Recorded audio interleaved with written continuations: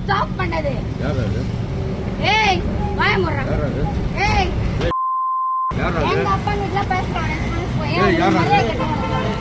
எங்க அப்பா அது எதுக்கு போனை போட்டு மூடி வச்சுக்கிற? சொல்ல உன் பேர் என்ன? சொல்ல உன் பேர் என்ன? நீ எவ்வளவு வேணாலும் ரெக்கார்ட் பண்ணு தம்பி, சொட்ட தம்பி, நீ எவ்வளவு வேணாலும் ரெக்கார்ட் பண்ணு, எனக்கு ஒன்னும் பிரச்சனை கிடையாது. போடா யா புருஷன் அப்பா என்ன இப்ப புருஷன்ப்பா. போடா போடா போடா அவன் புருஷன் செல்லுங்க.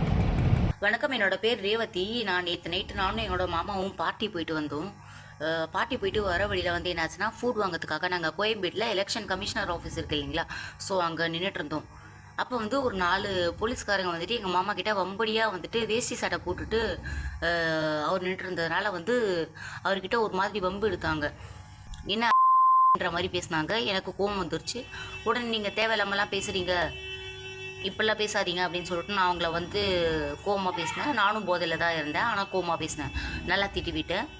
அதுக்கு வந்துட்டு இஃப் இன்கேஸ் என் மேலே தவறு இருந்ததுன்னா ஒரு உமன் போலீஸை வச்சு அவங்க வந்துட்டு நாளைக்கு மறுநாள் வாங்கம்மா அப்படின்னு சொல்லி அவங்க வந்து ஆக்ஷன் எடுத்துருந்துருக்கலாம். ஈவன் வந்துட்டு இஃப் இன்கேஸ் நான் தவறே பண்ணியிருந்தா கூட ஒரு போதையில் இருக்கிற ஒரு பொண்ணை லாக்அப்பில் வச்சோ இல்லை வந்துட்டு அடித்தோ விசாரிக்கிறதுக்கு எந்த போலீஸ்காரங்களுக்கும் ரைட்ஸ் கிடையாது. ஆனால் நேற்று வந்து அவங்க 4 பேர் சேர்ந்து என்ன போட்டு காமிக்க முடியாத இடத்துல அடிச்சிருக்காங்க.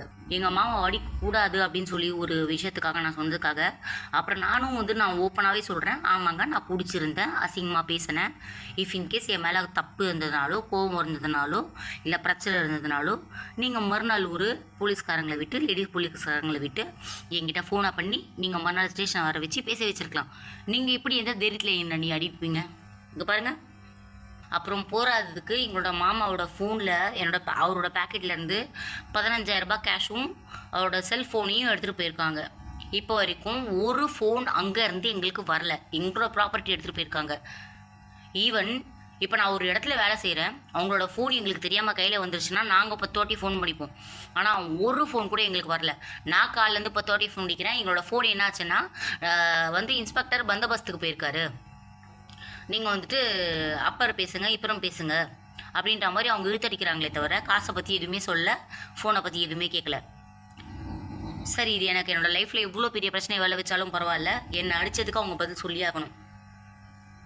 ஹியூமன் ரைட்ஸ் கமிஷனுக்கு நான் ஃபோன் அடித்தேன். ஹியூமன் ரைட்ஸ் கமிஷன்லேருந்து எனக்கு எந்த ஆன்சரும் இல்லை, கான்டாக்ட் நம்பர் இல்லாதனால.